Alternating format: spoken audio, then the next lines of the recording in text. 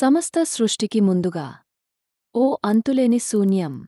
ప్రకృతి లేదు, దిక్కులే లేవు. కాని ఆ శూన్యంలో ఓ దివ్యతత్వం నిర్దేశించకుండా వ్యాపించి ఉంది. గగనాంతరాలలో వెలుగులు చిమ్ముతున్న ఓ క్షణం. కనిపించని సాక్షిగా పరబ్రహ్మతత్వం తానుగా ప్రత్యక్షమవుతుంది. ఒకరోజు బ్రహ్మదేవుడు మరియు మహావిష్ణువు ఎవరు గొప్పవారో అనేది తేల్చుకునే తర్కంలో పడ్డారు. వీరిద్దరూ పరస్పరం విశ్వరూపాలతో ఎదిరించి మాట్లాడుతుంటే ఆకాశం కూడా నిశ్శబ్దంగా మారింది. వీరి మధ్య ఉద్భవించింది ఓ అనంతమైన అగ్నిస్తంభం. అది పైకి క్రిందకి అంతం లేకుండా వెలుగుతూనే ఉంది. ఆ అగ్ని శిఖరం సమస్త విశ్వాన్ని కప్పేసేలా ఉంది. ఇది ఎవరి సృష్టి? ఎవరి ఆద్యం? ఎవరు దీన్ని తలపోయగలరు? చుధం బ్రహ్మదేవుడు తాను హంసగా మారి అగ్నిస్తంభం పైభాగాన్ని తెలుసుకోవాలని బయలుదేరాడు.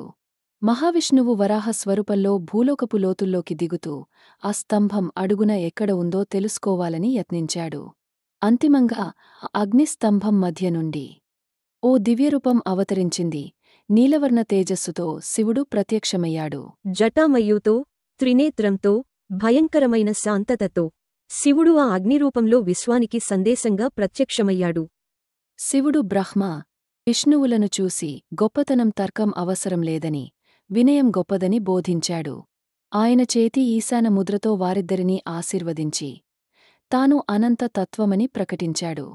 ఆ అనంత అగ్నిస్తంభమే అనంతతను సూచించే శివలింగంగా మారింది. అది ఆది, అంత్యములేనిది. శివలింగం రూపంలో శివుడు విశ్వరూపంగా నిలిచాడు, సకల తత్వాల సంకేతంగా. శివుడు తాను ఒక్కడే కాదని, శక్తితో ఏకమై ఉన్నాడని చూపించేందుకు పార్వతితో కలసి ఆర్ధనారీశ్వర రూపాన్ని ధరించాడు. ఆ రూపంలో ఒక భాగం పురుషతత్వం, మరో భాగం స్త్రీతత్వం, పరిపూర్ణ సృష్టిని సూచించే ఏకతా స్వరూపం. శివుడు అనంతతలో ధ్యానంగా కైలాస పర్వతంపై కూర్చుని ఉన్నాడు, సమస్త జీవ సముదాయానికి శాంతి సందేశంగా. గంగా జలాలు జటాజూటం నుండి జాలువారుతూ నంది భక్తిగా పక్కన ఉండగా శివుడు సమయానికి అతీతమైన తత్వంగా తన్ను ప్రతిష్ఠించుకున్నాడు.